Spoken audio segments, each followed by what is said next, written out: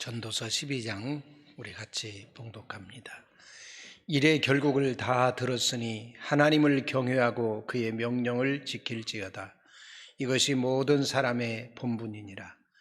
하나님은 모든 행위와 모든 은밀한 일을 선악간에 심판하시리라. 아멘.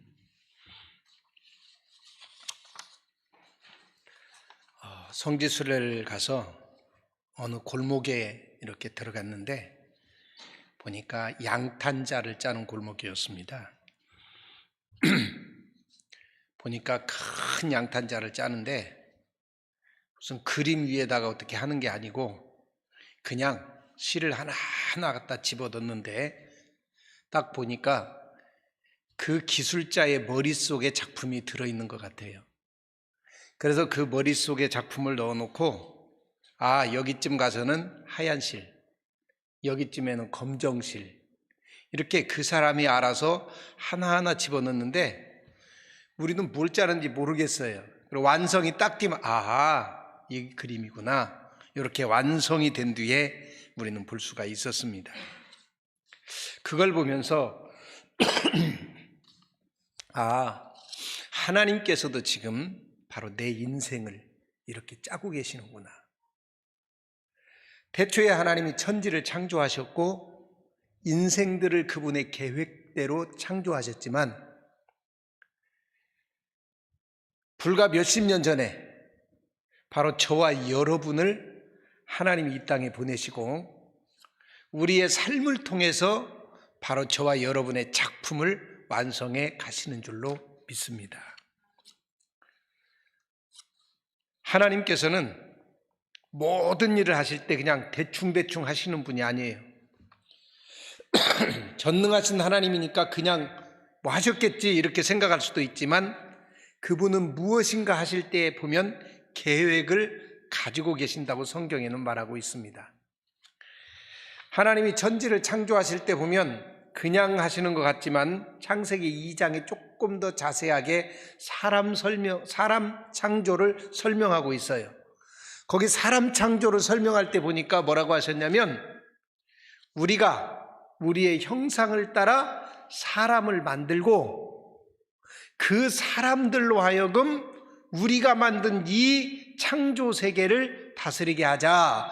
하나님이 이렇게 계획하신 다음에 그 다음에 우리 사람을 빚으시고 코에 생기를 불어 넣어서 생명이 되게 하시고 그리고는 하나님이 잘 사람을 살피신 뒤에 남자와 여자를 창조하셨다고 성경에는 말씀하고 있습니다. 그런가 하면 에베소서 1장에 보면 바로 저와 여러분의 구원도 하나님이 계획하신 것을 알 수 있습니다. 창조주 하나님이 아주 오래전에 우리의 구원을 계획하셨고 그 계획에 따라서 예수님이 이 땅에 오셔서 십자가를 지셨고 그리고 성령께서 저와 여러분을 감동해서 그 사실을 믿게 하셔서 우리를 구원하게 하시는 줄로 믿습니다. 한마디로 말하면 내 인생이 하나님의 계획 속에 있다는 것입니다. 바로 여러분의 인생이 그냥 대강 흘러가는 것 같고 그냥 고통스럽고 매일매일 그냥 무의미하게 가는 것처럼 여러분이 느껴질지 모르지만 하나님은 여러분의 인생도 계획하고 만들어가고 계신다는 것을 믿으실 수 있기를 원합니다. 우리 하나님 아버지는 세상에서 가장 위대한 예술가이십니다. 왜냐하면 하나님이 이 땅을 창조하실 때 보면 하나님이 좋았더라 그러셔요. 근데 맨 마지막에는 인간을 만들어 놓으시고는 좋았더라 심히 좋았더라 그러셨어요. 그분은 이 세상을 우리가 보통 사람은 여러분이 만약에 예를 들어서 조경사라고 합시다. 그래 봐야 백두산을 만들었겠어요? 그 사람이 한라산을 만들어 봤겠어요? 하나님은 멋지고 아름다운 우주 그리고 이 땅을 창조하신 줄로 믿습니다. 그분이 바로 인생이란 걸작품도 만드셨어요. 근데 그분이 바로 저와 여러분의 인생을 지금도 빚어가고 계신다는 것입니다. 하나님이 성경에 보면 아브라함을 갈대아 우르에서 태어나게 하셔요. 그리고는 때가 되니까 하나님이 갈대아 우르에서 불러내요. 그리고는 하란 땅에 머물러 있는데 그러다가 아버지가 돌아가셨어요. 다시 하나님이 또 길을 떠나라고 말씀하셔요. 가나안에 이르렀어요. 내가 이 땅을 너와 네 후손들에게 줄 거다. 그러면서 하나하나 시가 되고 때가 되면 아브라함에게 말씀하셔서 아브라함이 그 길을 가게 하셔요. 그의 아들 이삭도 똑같이 하나님이 그렇게 하셨고 야곱도 그렇게 하셨어요. 그 하나님이 모세에게도 똑같이 그렇게 하셨어요. 한 내의 여자와 한 내의 남자를 결혼하게 해요. 출애굽기 2장 1절. 그리고는 하나님께서 그 사이에서 모세가 태어나게 하시고 석 달 동안 집에서 숨겨서 키우다가 어쩔 수 없어서 버려야 되는데 파라오의 명령에 따라서 강물에 버려서 죽여야 돼요. 근데 하나님은 갈대상자를 준비해 두셨고 애굽의 공주를 준비해 두셨고 하나님이 계속 이렇게 엄마가 직접 유모가 되어서 자녀를 키우게 만드시고 하나님이 하나하나 계획하셔서 결국은 모세가 나이 80이 되었을 때 호렙산에서 양떼를 끌고 가는데도 하나님이 나타나셔서 그 하나님이 모세에게 말씀하셔요. 네가 지금 서 있는 그 땅은 거룩한 땅이니까 신발 벗어라.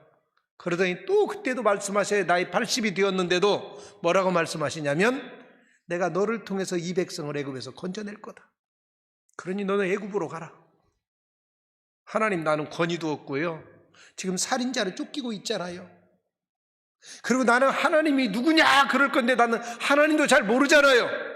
그리고 이야기를 하는데 하나님이 내가 다 알아서 준비했으니까 그냥 가라.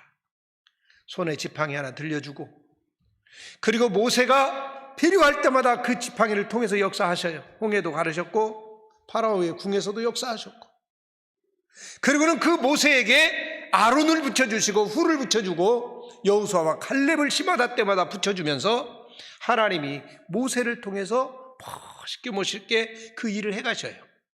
여러분 모세가 한 것이 아니라 하나님이 하신 줄로 믿습니다.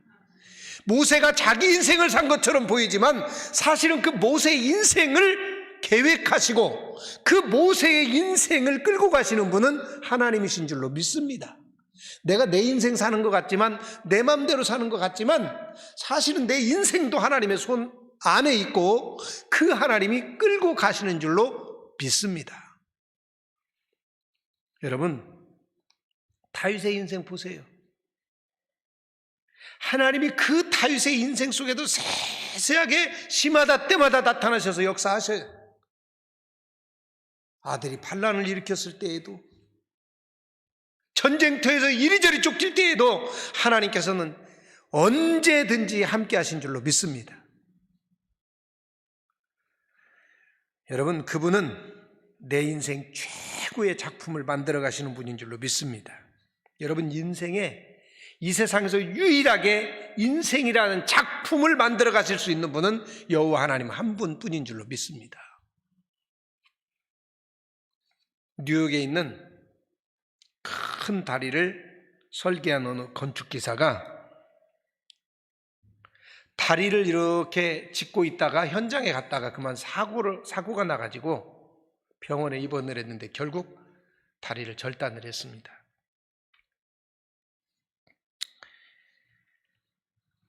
그리고는 병원에서 치료를 받고 계속 좋아지고 있는 중에 다리가 완성이 됐습니다. 오늘 개통식합니다. 그래서 개통식하는 현장에 갔어요.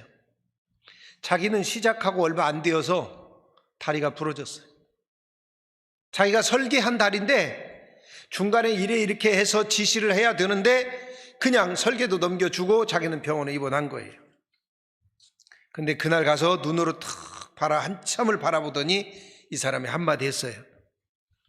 꼭 계획했던 그대로 지어졌군. 우리가 인생 다 살고 주님 앞에 딱 섰을 때 주님께서 주님이 내 인생을 만드실 때 설계했던 설계도와 내가 살은 내 인생을 딱 비교해 보시면서 주님이 내가 계획했던 꼭 그대로 됐군, 이렇게 여러분에게 말씀할 수 있기를 원합니다.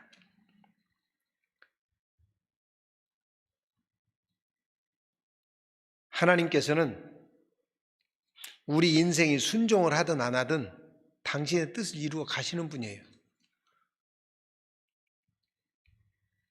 천지창조도 당신의 뜻대로 했고, 그리고는 심히 좋았더라 그랬잖아요. 그 말은 원문의 뜻이 창세기 강해 때 말씀드렸지요.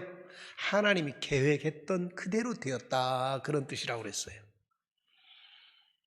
그리고 십자가 위에서도 다 이루었다 그랬어요. 사실 사람들은 예수님을 잡아서, 대제사장들은 예수님을 잡아서 죽이려고 했고, 그래서 십자가에 처형하고 있는데 예수님은 그 자리에서 딱 한마디 하셔요. 다 이루었다. 여러분, 사람들이 예수님을 잡아서 죽인 것 같지만 하나님은 당신의 뜻을 그 순간에 이루고 계셨어요. 할렐루야. 내 인생, 내 맘대로 내가 막 이것저것 하는 것 같지만 어떤 때는 예수님처럼, 사실 예수님 십자가에 달리는 그 순간에요, 여러분, 많은 사람들은 이렇게 생각했어요. 저 사람 로마에 의해서 지금 처형되고 있다. 유대의 지도자들이 로마의 허락을 얻어서 예수님을 지금 십자가에 처형하고 있다, 이렇게 생각을 했을 거예요. 그리고 로마의 군병들이 지키잖아요. 여러분, 로마가 주도적이 되어서 이스라엘 지도자들과 한통속이 되어서 예수님을 사실은 죽인 거예요. 그러나 그 가운데서도 하나님은 당신의 뜻을 이루고 계셨어요. 그러므로 내 인생이 어떤 때는 꼬인 것 같고 어떤 때는 힘들고 어떤 때는 어지러운 것 같지만 그때에도 하나님은 내 인생의 작품을 여전히 만들어가고 계신다는 것을 꼭 기억하시기 바랍니다. 내 인생에 여기는 검정실이 있으면 좋겠다, 여기는 하얀실이었으면 좋겠다, 내가 이렇게 생각할 수 있지만 그것을 가장 잘 아시는 분은 우리 하나님인 줄로 믿습니다. 그래서 그 하나님을 따라서 가는 것이 좋아요. 그리고 하나님은 우리 인생을 계획도 하셨지만 당신의 뜻대로 계속해서 인도해 가시고 계신 거예요. 로마서에 보면 그분은 토기장이라고 그랬어요. 흙 한 덩이를 탁 가지고, 토기장이가 어떤 때는 밥그릇, 어떤 때는 국그릇, 어떤 때는 도장, 이런 거 만드셔. 그게 토기장이에요.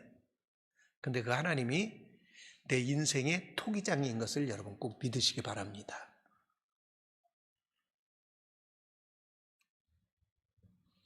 그렇기 때문에 저와 여러분이 만약에 이 두 가지 사실을 인정한다면, 하나님이 내 인생을 계획하셨고 하나님이 그 계획대로 지금 내 인생을 끌고 간다면, 그렇다면 저와 여러분이 결단해야 되는 게 하나 있습니다. 그게 뭐냐 하면, 내 인생은 하나님의 창조 목적대로 지금 진행되고 있는 거예요.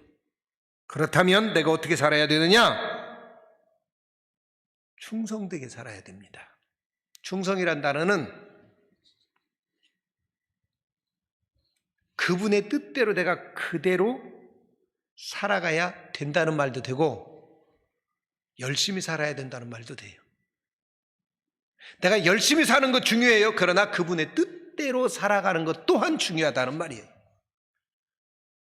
내가 내 맘대로, 내 인생이니까 내 뜻대로, 아닙니다. 여러분 잘 생각해 보세요. 내 가문 내가 선택한 거 아니에요. 내가 태어나서 보니까 제가 김씨예요.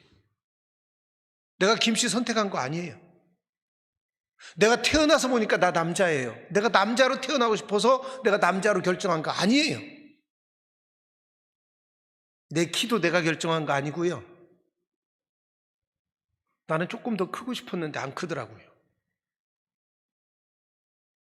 고등학교 때 사관학교 가고 싶어서, 그때 그 사관학교 키가 161이었어요. 지금도 기억해요. 근데 제 고등학교 3학년 때 키가 160이었어요. 더 이상 안 크는 거예요. 1년 내내 쟀는데도 안 커요. 이게 1cm가 부족해서 사관학교를 못 가겠는 거예요. 근데 저녁 때 재면은 160인데 아침에 일어나서 재면 161이에요. 그래서 아침하고 저녁하고 1cm 틀리더라고요. 자고 일어나면 키가 1cm가 늦고 또 하루 종일 살면 이게 눌리나 봐요. 160이고. 그래서 막 키를 늘리려고 철봉에 매달려 보기도 별걸 다 해도 안 늘어나요. 그래서 시험 보러 가서 누워서 버티다가 거기 하루 전에 가서 계속 누워있다가 시험을 보면 되겠지. 체력 검사하면 되겠지. 이렇게 생각을 했어요. 근데 그 키도 내 맘대로 안 돼요. 근데 결혼하고 났더니 키가 크더라고요. 그 뒤에 조금 더 컸어요. 제 맘대로 되는 게 아니고 하나님의 뜻대로 되는 거예요. 그래서 성경에 보면 우리 사람은 머리털 하나도 희고검게 할 수 없어요. 누가 하신다고요? 하나님. 그럼에도 불구하고 자꾸 나는 착각을 하는 거예요. 내가 내 맘대로 내 인생을 살 수 있는 것처럼. 여러분, 내가 계획한 대로 되었다면 지금쯤 아마 여러분 다 회장님 되었겠지요? 지금쯤 여러분 대통령이시겠지요? 내 인생 내 맘대로 안 된다니까요. 누가 하신다고요? 하나님.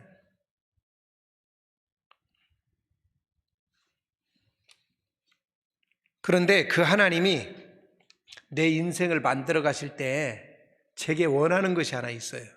그게 뭐냐면 바울 사도가 디모데전서 1장 12절에서 나를 능하게 하신 그리스도 예수 우리 주께 내가 감사함은 나를 충성되이 여겨 내게 직분을 맡기십니다. 하나님이 바울 사도를 딱 들어서 쓰셨는데 바울 사도가 늘 감사하면서 한 가지 생각을 늘 하나님 앞에 가지고 있어요. 그게 뭐냐면 하나님이 나를 충성되이 여기셨다. 무슨 말이냐면 그래도 다른 사람보다는 내가 더 하나님 앞에 충성할 줄 알고 하나님이 나를 선택해서 사도로 선택했다는 거예요. 쓰셨다는 거예요. 여러분, 다른 사람보다는 그래도 내가 더 하나님을 잘 따를 줄 알고 하나님의 뜻대로 내가 일할 줄 알고 하나님이 나를 선택했다는 거예요. 한마디로 말하면 그래도 나를 좀 더 믿어주었다는 말입니다. 여러분, 내가 하나님 앞에 삶의 태도 중에서 첫 번째로 보여야 될 게 뭐냐면 나를 믿어준 그분 앞에 내가 조금 더 충성스럽게 살아야 된다는 거예요. 여러분, 조금 더 충성스럽게 살아갈 수 있기를 원합니다. 잠언서 13장 17절에 보면 악한 사자는 재앙에 빠져도 충성된 사실은 양약이 되느니라. 사신이 두 종류가 있대요. 악한 사자 여기서 말하는 짐승사자를 말하는 게 아니에요. 사신을 말하는 거예요. 사신은 악한 사신이 있고 충성된 사신이 있고, 악한 사신은 뭐냐면 충성되지 않고 게으르고 지멋대로 가서 임금님이 예를 들어서 왕이 너는 이번에 저기 나라에 가서 이거 이렇게 하고 와라 이렇게 해서 보냈어요. 그러면 거기에 충실해야 되는데 딴짓하고 있으면 안 되잖아요. 그러면 이게 악한 사신이에요. 근데 임금님 시킨 그대로 가서 열심히 그 일을 잘 수행하고 와요. 이게 충성된 사신입니다. 여러분은 충성된 사신이기를 원합니다.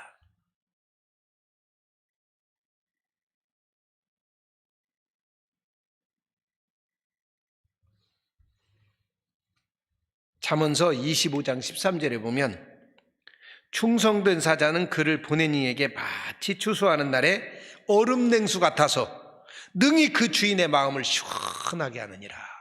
여러분, 막 정말 더운 데서 일하다가 얼음 냉수 한 그릇 탁 마시면 얼마나 좋아요. 시원해지잖아요. 그것처럼 주인을 시원하게 해주는 종이 있다는 거예요. 누구라고요? 다윗, 아브라함, 바울, 아니요. 여러분이기를 원합니다.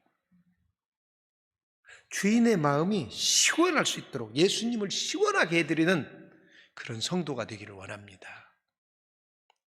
우리가 성경을 보면서 착각하면 안 되는 게 하나 있어요. 그게 뭐냐면 와, 아브라함 훌륭한 분, 와, 다윗 훌륭하네, 모세 훌륭하다, 나는 아니야 이래버리면 안 돼요.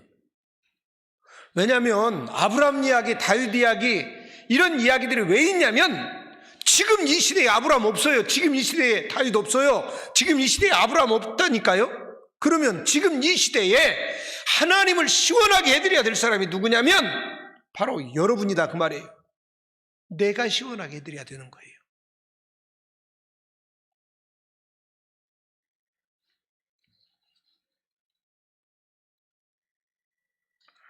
그러려면 누가복음 17장 7절에 보면 그런 얘기가 나와요. 7절부터 10절까지 보면 무익한 종 이야기가 나와요. 종이 하루 종일 일하고 막 엄청 피곤한 상태로 집에 들어옵니다. 그러면 주인이 얼른 앉아 밥 먹어라. 주인이 밥 해주면서 그렇게 말해요? 아니라는 거예요. 너무너무 힘들게 집에 들어왔는데 주인이 야 빨리 밥 차려. 밥 먹게. 그러면 그 피곤한 몸을 이끌고 밥상을 차려서 주인 앞에 대령해야 되는 게 종이에요. 그러고는 주인이 다 먹고 난 뒤에 이제 됐다. 쉬어라. 그러고 이제 주무시러 들어가셨어요. 그때 이 종은 드디어 그 하루에 대해서 자유함을 얻는 거예요. 이제 주인이 더 이상 나를 찾지 않는 상태, 쓸모없는 상태, 그게 무익한 종이에요. 원래 무익한 종이라는 뜻이 그 뜻이에요. 그러니까 내가 주인이 원하는 거 다 해드리고 주인이 되었다, 오케이. 이 상태가 무익한 종이라고요. 여러분이 그런 사람이기를 원합니다. 인생은 세 종류가 있대요. 한 종류는 어떤 사람이냐면 하나님이 창조는 하셨는데 하나님 상관없이 하나님 밖에 사는 사람, 불신자들 말하는 거예요. 하나님이 창조했는데 하나님과 상관없이 불신자로 그냥 밖에 사는 거예요. 두 번째 사람은 하나님이 창조한 거 알고 아 하나님이 창조주구나. 내가 하나님 따라야지. 그런데 그냥 그저 그렇게 그냥 살아가는 사람. 하나님 뜻과 상관없이 그냥 그저께 살아가는 거예요. 그리고 또 한 종류의 사람은 하나님이 나에게 이런 사명 주셨지 그 사명을 붙들고 열심히 그 사명을 수행해 가는 사람. 요 세 종류의 사람이 있다는 거예요. 여러분은 세 번째 사람이기를 원합니다. 모세나 다윗이나 공통점이 뭐냐면 히브리서 11장에 나오는 믿음의 사람들의 공통점이 뭐냐면 그 사명을 붙들고 언제 어떤 상황이 오든지 간에 끝까지 그 사명을 쫓아서 갔다는 거예요. 하나님 뜻대로. 여러분도 하나님의 뜻을 끝까지 쫓아가는 성도이기를 원합니다.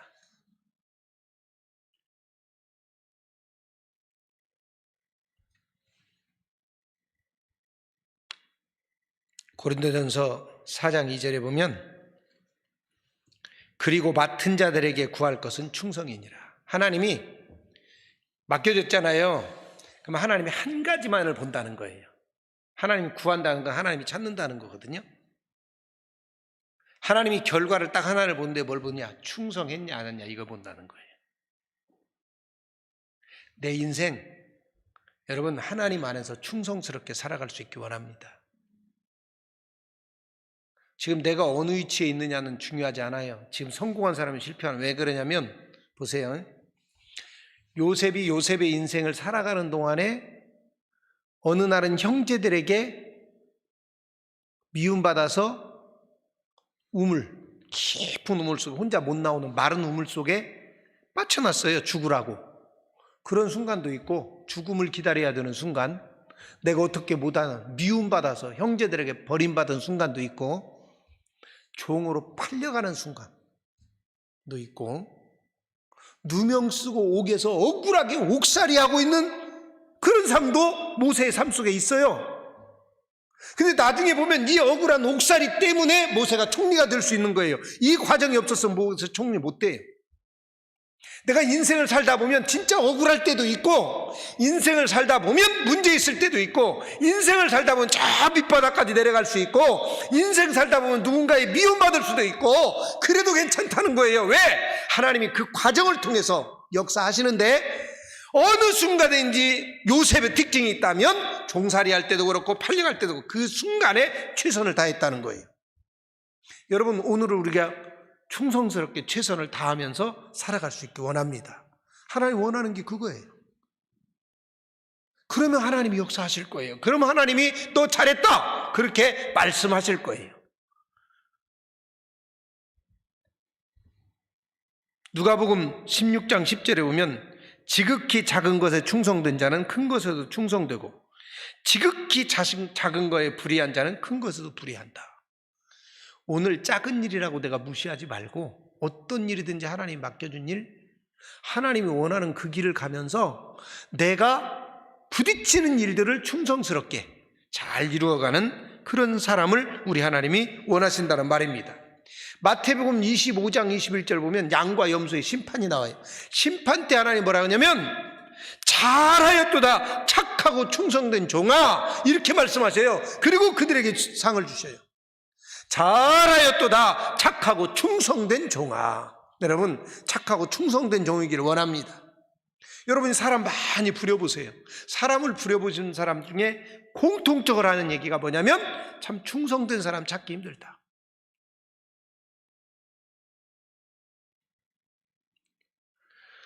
여러분 모든 주인들은 사람을 부리는 사람들은 똑같이 얘기해요.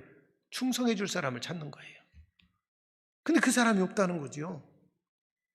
그냥 눈치 살살 보다가 일 시켜보면 일 시키는 사람이 없어요. 안 보여요. 그럼 놀아. 그러고 오면 하는 척 하다가 또 안 보는 것 같으면 또 놀고. 여러분 그게 얄미운 사람이에요. 그죠?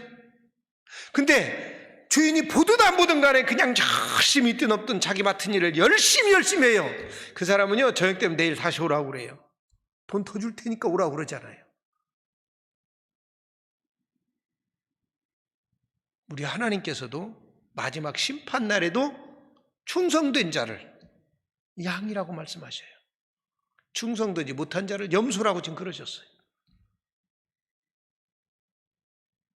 염소들에게 그러잖아요. 악하고 그 말은 충성의 반대말을 말하는 거예요. 악하고. 아까 잠언서에서 반대로 얘기한 것처럼. 계시록에 보면은요. 또 구약의 예언서에도 보면 천사들에게 성전 안뜰을 재라고 그래요. 근데 바깥 마당은 재지 말라고 그래요. 그리고 버려두었다고 말해요. 여러분, 하나님이 자를 들고 저울을 들고 바라보고 재봐요. 미달하면 안 되는 거예요. 규경 미달 쓸 수가 없어요. 여러분은 하나님이 원하는 그 기준 속에 포함된 사람이기를 원합니다.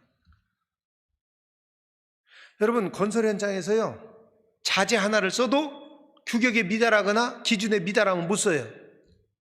내가 이게 나무를 이렇게 이 천정까지 나무를 들보로 하나 딱 받치려고 하는데 대보니까 딱 1cm 모자라요. 써요 못 써요? 딱 1cm만 모자라. 이게 3m야. 그래서 3m를 갖다가 딱 대보니까 2m 90cm예요. 못 쓰는 거예요.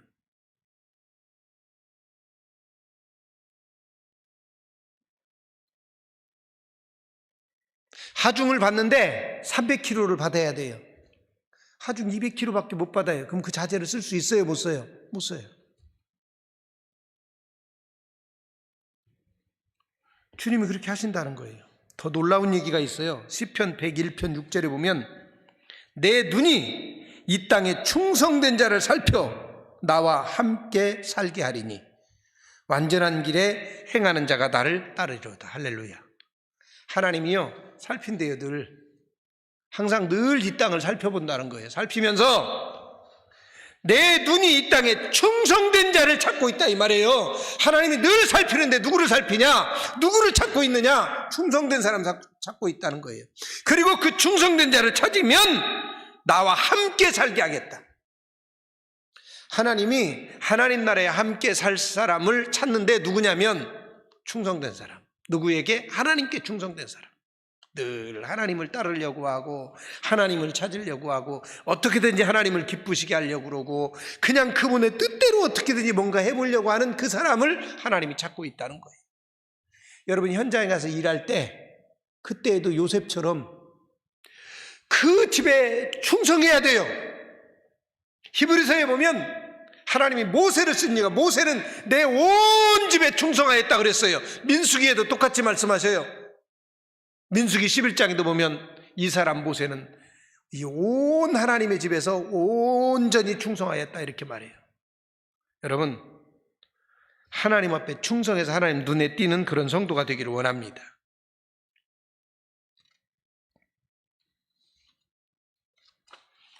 충성한다는 원문의 뜻을 보면 하나님 앞에 충성하려면 성경에 보면 좀 싸워야 돼. 싸움꾼 돼야 돼. 싸움꾼. 순둥이가 아니라 싸움꾼. 무슨 뜻이냐면 믿는 사람들은 싸워야 되는데 맞서 싸워야 되는데 저쪽 환경하고 맞서 싸워야 돼. 어떤 때는 자신과도 싸워야 돼요. 하나님 뜻대로 가려면 나를 쳐서 복종시켜야 되니까. 나를 쳐서 복종시킨다는 것은 나와 열심히 내 마음과 싸워야지요. 내 안에 있는 죄악성과 싸워야 돼요. 가끔은 사회 문화와도 싸워야 돼요. 그리고 우는 사자와 같이 삼킬자를 두루두루 찾고 다니는 그 마귀와도 대적하라고 그랬어요. 싸우라고 그랬어요. 신앙생활은 적당히 하는 게 아니에요. 사실은 싸운다는 마음을 가지고 싸움꾼처럼 팔 걷어붙이고 덤벼야 제대로 신앙생활 할 수 있는 거예요. 지금도 똑같잖아요. 여러 가지 환경들이 내가 신앙생활 하는데 협조를 환경도 안 해주고 내 마음도 안 해주고 죄성이 있으니까 여러분 마귀도 안 해주고 그러니 내가 싸워야죠. 그 유튜브에 보니까요, 범이 사냥하는 걸 보니까 야, 범이 빠르다 하는데 달리기는 치타가 잘하지만 몸이 날쌔고 이런 것들은 확실히 범이 날쌔더라고요. 그리고 나무 위에서는 저는 원숭이가 제일 나무도 잘 타는 줄 알았어요. 근데요, 나무 위에 원숭이, 사자도 나무 위에 올라가면 원숭이 사냥 못해요. 어떤 짐승도 못합니다. 나무 위에 올라가 있는 원숭이를 잡아먹는 짐승이 둘이 있더라고요. 하나는 독수리 종류. 위에 있을 때 나뭇가지 끝에 이렇게 있을 때 휙 날아가다가 낚아채서 잡아먹는 경우가 있어요. 그러나 땅 위에 기어다니는 짐승 중에는, 돌아다니는 짐승 중에는 원숭이를 잡아먹는 거는 표범밖에 없어요. 저쪽 나뭇가지 끝에 있는데 표범이 저 반대 나무에서 내려와서 탁탁탁 뛰어가지고요, 도망가는 나무 꼭대기를 타고 도망가는 그 원숭이를 낚아채요. 야, 대단하더라고요. 근데 그 표범이 목표를 하고 딱 덤비면 웬만한 건 다 죽어요. 그런데 거기서 살아남는 짐승들이 있더라고요. 어떤 것들이냐, 사자에게서 살아남을 때 보니까 맞서 싸우는 것들은 어떻게 못하더라고요. 개를 탁 덮쳐서 자기보다 훨씬 큰 개도 물어가요. 그런데 개를 덮치려고 탁 덮치는 순간에 개가 갑자기 악나고 돌아서 확 물으려고 하면 이 표범이나 이런 그 사자 같은 짐승들은 상처를 입으면 야생에서 살아가기 힘들대요. 덧나버리면 파상풍이나 이런 거로 죽을 수 있잖아요, 짐승도. 그래서 제일 두려워하는데 왕나고 달라들면 그 입을 피해요, 본능적으로. 뛰어서 가다가 확 돌아서면 본능적으로 휙 피해요. 심지어 뭐 이렇게 그 돼지 같은 거 있잖아요, 멧돼지. 그냥 멧돼지는 보니까 표범의 그냥 주식이더만요. 그런데 가끔은 그 멧돼지를 또 사는 멧돼지를 써요. 막 도망을 하면 어떻게든 가서 발톱으로, 이게 갈고리잖아요, 갈고리로 팍 찍어가지고 그럼 더 이상 못 움직이죠. 그러면 이제 목으로 물어서, 이놈을 눌러서 목으로 물어갖고 보통 입으로 물어서 목을 물어서 잡더라고요. 그런데 막 하다가 돼지가 갑자기 확 돌아서 가지고 머리를 확, 그 이빨 있잖아요, 머리 탁 덤비면 갑자기 놀래갖고 뛰다가 그 순간에 얘가 도망가면 놓치더라고요. 성경에 보면 사단에게 대적하라고 그랬어요. 환경과 맞서서 싸우라고 그랬어요. 하나님 대적하는 게 싸우라는 거잖아요. 여러분, 내가 적어도 하나님의 일꾼으로 살아가면서 어떤 것도 내가 굴복하지 않는다. 내가 하나님의 뜻을 이루기 위해서는 어떻게든 내가 싸운다. 목숨을 걸고 싸우겠다. 그런 사람 어떻게 못 해봐요. 여러분, 히브리서 우리가 강의할 때 지난주에 히브리서 11장 마쳤잖아요. 히브리서 11장이 지난주에 강의에서 여러분 기억나는 거 있으세요? 세상에 감당하지 못하는 사람이 하나 있어요. 그냥 내가 주를 위해서 죽겠다고 덤비는 사람은 세상에 감당 못해요.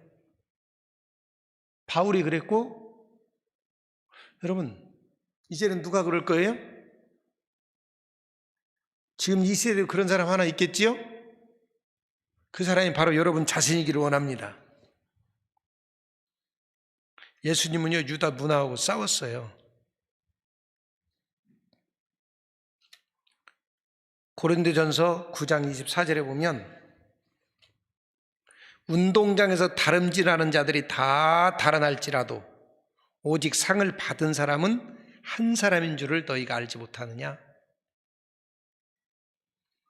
여러분 운동장에서 다름질해요. 달리기 선수로 출전을 했어요. 그래서 막 같이 땅 해갖고 출발을 해서 뛰었어요. 상은 한 명 받는데, 여러분 이 말씀 굉장히 조심해서 봐야 될 성경 중에 하나예요. 무슨 말이냐면, 여기서 운동장에서 다름질하는 사람이 누구냐면 하나님 안에 부름받고 하나님에서 믿음 생활 땅 출발을 했어요. 근데 결승선에 도달하면 다 틀리다는 거예요. 1등 하는 사람, 2등 하는 사람, 3등 하는 사람. 근데 성경이 원하는 건 뭐냐면 너도 상을 받도록 뛰래요. 상 받는 사람 하나인데 상 받도록 뛰어라. 뭔 말이에요? 신앙생활 1등 하라 그 말이에요. 다른 건 성경에 1등 하는 말 하나도 없어요. 근데 오직 하나, 신앙생활에 있어서는 너 1등 해라. 이게 우리 하나님 말씀이에요. 하나님이 신앙생활 적당히 해라 이런 것은 성경 한 군데도 없어요. 1등 해라 이 말밖에 없어요. 여러분 상 받도록, 기왕이 달리기 하니까 상 받도록 달려가기를 원합니다. 디모데후서 4장 7절 나는 선한 싸움을 싸우고 나의 달려갈 길을 마치고 믿음을 지켰으니, 바울 사도의 고백이에요. 선한 싸움을 싸웠다. 하나님 앞에 선하게 살기 위해서 자신과도 싸우고 죄와도 싸우고 세상과도 싸우고 그리고 마귀와도 싸우고, 그리고 달려갈 길을 정말 충성스럽게 마지막까지 끝까지 잘 달렸다. 이게 바울 사도의 고백이에요. 이 고백이 이제는 여러분의 입에서 이 고백이 나올 수 있기를 원합니다. 오늘 말씀을 마치려고 합니다. 여러분 시편 37편 3절에서 6절에 보면 여호와를 의뢰하고 선을 행하라. 땅에 머무는 동안 그의 성실을 먹을거리로 삼을지어다. 또 여호와를 기뻐하라. 그가 내 마음의 소원을 내게 이루어 주시리로다. 너의 길을 여호와께 맡기라. 그리하면 그가 이루시고 내 의를 빛같이 나타내시며 내 공의를 정의의 빛같이 하시리로다.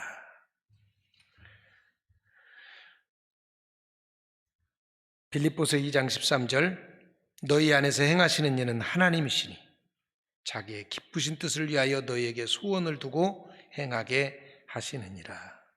여러분 하나님이 내 마음속에 하나님의 소원을 담아주셔요. 그리고 나로 하여금 그 길을 가게 하셔요. 근데 어떤 사람은 이 하나님의 음성을 무시해버려요. 설교를 들으면서도 내 마음에 드는 것은 내가 아멘으로 받고 그렇지 않은 건 거절해버리는 사람이 있어요. 하나님 쓸 수가 없지요. 이 마음의 소원대로 내가 살아갈 때 하나님의 뜻을 이루고자 내가 그 뜻에 소원을 두고 표대를 향해서 막 계속해서 하나님의 뜻을 이루기 위해서 갈 때 하나님이 내게 복을 주시고 나와 함께 하시고, 그리고 마지막 날 천국에서 주님이 팔을 벌려 환영해 주신다는 말씀입니다. 그러므로 오늘부터는 여러분도 그냥 인생 무조건 살지 말고 하나님이 계획한 그대로, 그리고 하나님이 원하는 그 일을 충성스럽게 감당하면서 하나님이 충성된 자를 땅에서 찾을 때 바로 여러분이 그 눈에 띄어서 하나님이 주시고자 하는 그 복이 여러분의 것이 되기를, 하나님이 눈에 띄어서 복을 받았던 아브라함, 다윗, 모세처럼 이제는 여러분이 그 눈에 띄어서 여러분이 축복의 주류가 되기를 주의 이름으로 축원을 드립니다. 기도하겠습니다.